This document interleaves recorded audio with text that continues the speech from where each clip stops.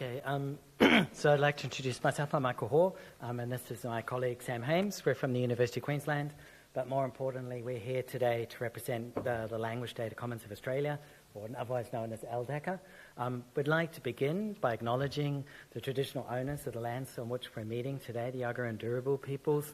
But because we're associated with the Language Data Commons, we'd like to pay special respect to all the languages spoken in this continent, connected to peoples who've been here for tens of thousands, 50, 60,000 years. So deep respect for those languages. So, clap inside. So I wanted to begin with a really brief overview and then hand over to Sam, who's going to talk about the diverse communities part of it. So LDaCA, this is really about why we do it. So in Australia and its regions, actually a quarter of the world's languages are spoken in Australia and its region, so the Pacific Southwest. It's a really important part of the world for linguistic diversity. I think it connects, of course, also to South America. That's another really important part of linguistic diversity. So there's a really particular responsibility for researchers and institutions in Australia in this region to be working hard to sort of maintain and encourage this diversity. So at the centre of what we're doing at LDaCA is building a model for ensuring continued access with appropriate community controls. So that's really important point of what we do. There's a whole range of us involved, from universities, from Indigenous controlled organisations through to industry as well. So all around the country. I won't try and read all everyone's names, but that's where we are. At the centre of what we do with LDaCA, we're connecting data with tools and training, which means at the centre of what we do is always people. And when you're dealing with people, as you know, people, at the centre of that is respect and humility is how we go about it. When you're talking about language data, it's quite different from government data and other types of data I think people have been talking about. Language data is collected by researchers, by communities, for particular purposes, which means people often have localised purposes for it. It's often not that well described, it's not that well organised. There's lots of examples of language data really being at risk of being lost. We've got examples of people who walk around with recordings of their grandparents and so on hanging on a USB around their neck because it's so precious to them. It's really difficult to find the data. It's scattered across all over the place. Accessing it is quite complicated and very frustrating, I understand, for many communities. Analysing it, there's tools all over the place, and we're looking for guidance. And I know you can ask ChatGPT, but the answer is shit. What are we trying to do with LDaCA? So we're trying to build up the architecture that we need for a distributed data repositories model, right? So I think, I won't try to go through all of these, but I think the really important point about LDaCA is what we're aiming for is a distributed data, research data ecosystem. And the reason that it's a distributed one, and the reason that it's an ecosystem and not some kind of monolith system is because one, we're all about encouraging self-determination. You can't encourage self-determination if it's all locked in one place, right? The second thing is we're encouraging self-sustainability.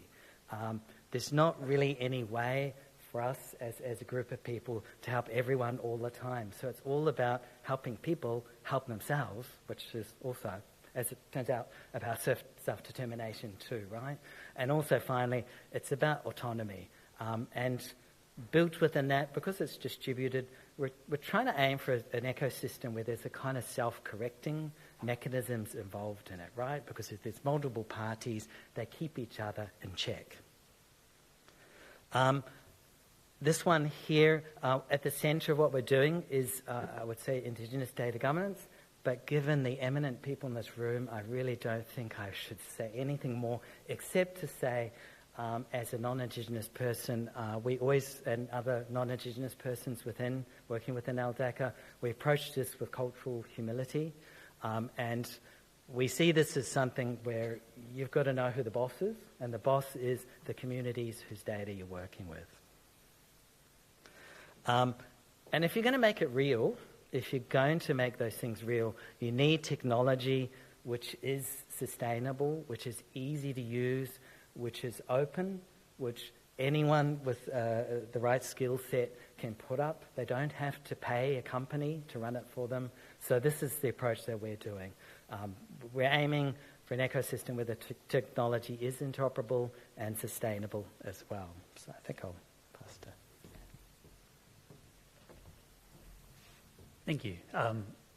So I'm just, to illustrate, because we only have a very short time to talk today, I've got 2 case studies about how we go about building the relationships. As Professor Langton said this morning, data governance is relational and iterative, and underpinning that is relationships. The other one I like to remind myself is that it's very easy to get sidetracked by the technical details of the project. We're using this standard, we're using this approach, it's this piece of technology. But infrastructure is really, really complicated. There's so much stuff no single person can keep everything in their head. The only way you can stay on top of everything is by establishing the relationships and making sure that you're actually approaching them respectfully and collaboratively. So the first case study is related to the Centre for Australian Languages and Linguistics collection, which is held by the Batchelor Institute, which is distributed around the Northern Territory. The Batchelor Institute, led by Professor Catherine Gilby, is a partner in the LDaCA project. So everything I'm talking about, they're actually doing the work on their own materials. That data is not being moved around. That data is not... We are bringing the technical expertise, some technical expertise to them, but we're not handling that data. This is a long-running collection. It's decades of work, decades of language materials. There's no appropriate way to move it away from that, and it's not even all digitized anyway. So our approach in the LDaCA project is we're helping them to revamp and bring in some new metadata standards to enable better community access to their own collections, because that was what was most important to them. How can we get our own material, our own communities access to their own materials? They know there's some limitations in the existing systems which we're helping to address. But after this project, this data and this materials is theirs and will continue to be managed by them. The second one, which is one that's on paper a project that's actually just about to start but has actually been 2 years of talking to people in advance, is a recognition that in Australia there's a whole bunch of public interest documents where governments just chuck some PDFs on a site and call it a day.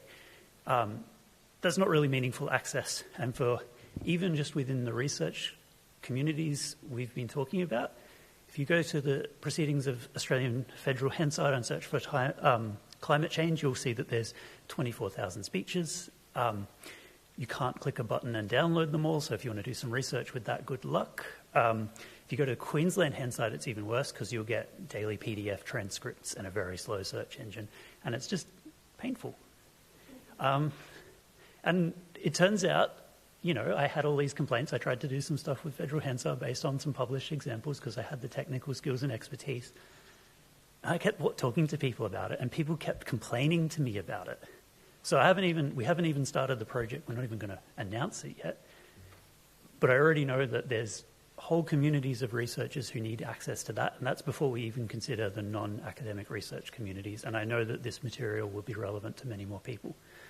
But if you remember nothing else from this talk, just remember that the project's about to start, but I've been working on it for 2 years. The cool collection I mentioned, I asked Ben Foley, who is kind of the point of contact within LDaCA for Batchelor Institute, how did they get involved? And he said, well, I was working in Alice Springs in the mid-2000s, and it progressed from there. Thank you.